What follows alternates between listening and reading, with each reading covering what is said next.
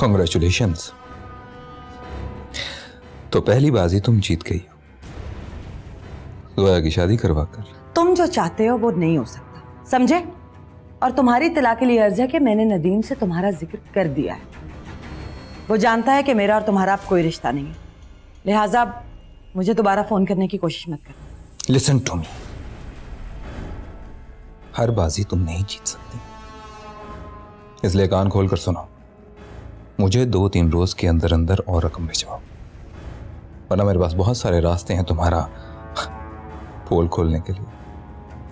समझदार तो तुम बहुत हो, लेकिन फिर भी बता देना अच्छा होता।